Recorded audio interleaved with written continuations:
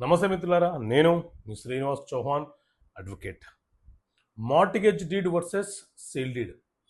Mortgage deed అంటే తాకట్టు పత్రము, తనఖా పత్రము అని పిలుస్తుంటాము. మన దేశంలో ట్రాన్స్ఫర్ ఆఫ్ ప్రాపర్టీ యాక్ట్, ఆస్తి బదలాయింపుల చట్టం 1882 అమలులో ఉన్నది.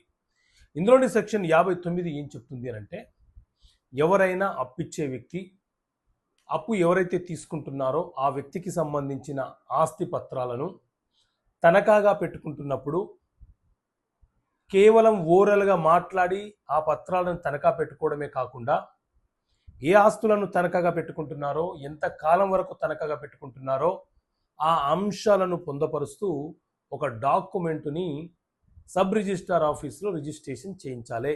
దానినే మార్టిగేజ్ డీడ్, తనఖా పత్రం అని పిలుస్తుంటాము. ఇందులో ఇద్దరు సాక్షుల సంతకం అవసరము. మార్టిగేజ్ డీడ్ రిజిస్ట్రేషన్ కాకపోతే చెల్లుబాటు కాదు, దాన్ని మార్టిగేజ్ అని పిలువరు. కాబట్టి ఖచ్చితంగా రిజిస్ట్రేషన్ కావాల్సిందే. ఒకవేళ అప్పు తీసుకున్న వ్యక్తి తిరిగి చెల్లించకపోతే సివిల్ కోర్టులో సూట్ ఫర్ ఫోర్క్లోజర్ అనే కేసు ఫైల్ చేసి ఆ ఆస్తిని అమ్మి మనకు రావాల్సినటువంటి సొమ్ముని వసూలు చేసుకోవచ్చు. ఇది మార్టిగేజ్ డీడ్.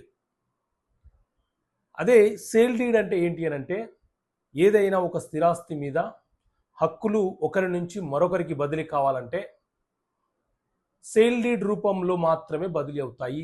ఈ సేల్ డీడ్ అనేది కూడా సబ్ రిజిస్ట్రార్ ఆఫీస్లో రిజిస్ట్రేషన్ అవుతేనే వాల్యూను కలిగి ఉంటుంది.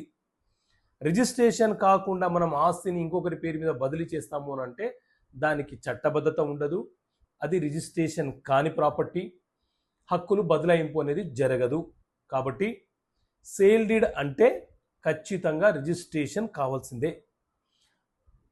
అగ్రికల్చర్ ల్యాండ్లకు తహసీల్దార్ల వద్ద, నాన్ అగ్రికల్చర్ ల్యాండ్లకు సబ్ రిజిస్ట్రార్ల వద్ద ఆస్తులకు సంబంధించిన సేల్ డీడ్ డాక్యుమెంట్లను రిజిస్ట్రేషన్ చేసుకోవాలి.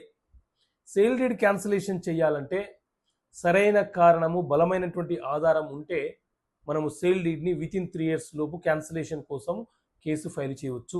అదర్వైజ్ మనకు క్యాన్సిలేషన్ చేసే రైట్స్ ఉండవు. ఇది mortgage deed versus sale deed. Okay మిత్రులారా, థ్యాంక్ యూ. జై హింద్.